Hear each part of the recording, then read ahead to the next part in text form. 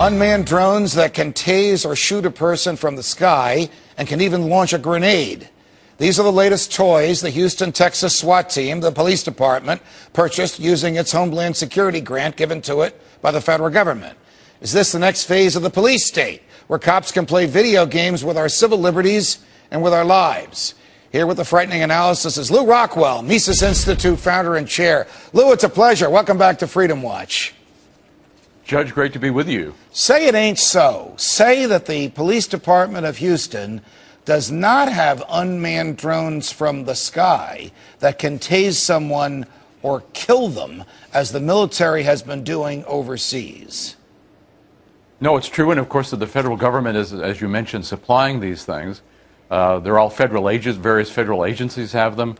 Undoubtedly the state police will have them, the local police. Maybe we can look forward to dogfights among all the Predator drones, but of course they also are developing X-rays that can see through the walls of your house.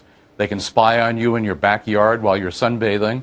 And as you say, they can taser you, shoot a baton into your head, or even kill you with a grenade. And we're supposed to feel safe about this. We're supposed to think this is to fight terrorism, when of course it actually is terrorism. Most of what we're told about terrorism is, I think, phony baloney. But of course the federal government is establishing a police state, cameras everywhere, on every light pole, right.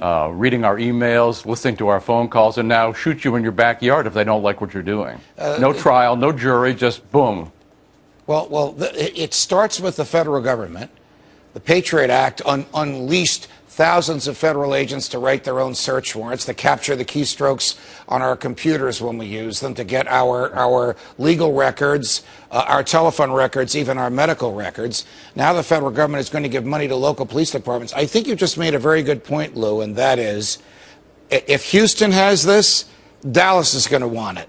If Dallas has it, I'm just naming cities in Texas to start with, Austin's going to want it.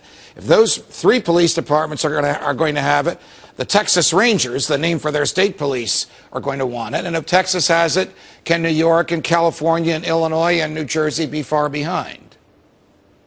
Judge, just the existence of the SWAT teams, which are militarized, armored units, nothing like what local police used to be, are themselves a sign of the police state. And now they're going to have these drones. And it's not only the big cities. Every small town, every small city is going to have their drones. The federal government, among all the other wonderful things they're doing for us, giving us a depression and so forth, want to drone-ize the whole country, make us all vulnerable. Anytime they don't like what we're doing, boom. And, you've got nothing to say about it.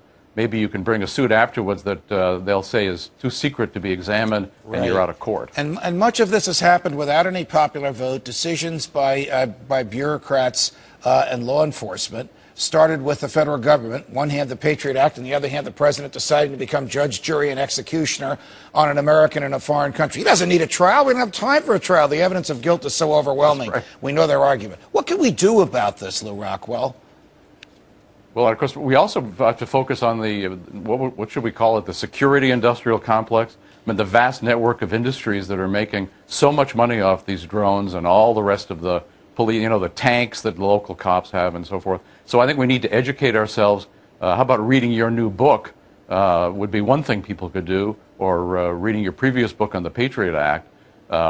We have to educate ourselves. We have to understand what our freedoms are, who our enemies are, and it's not some guy in Yemen. The enemy is in Washington, D.C., and in every other capital, state capital, local government office building. That's where the enemy is. Those are the people who want to take away our freedom, are taking away our freedoms, taking all our money, too.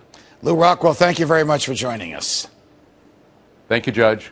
Find out why your night watchman has been turned into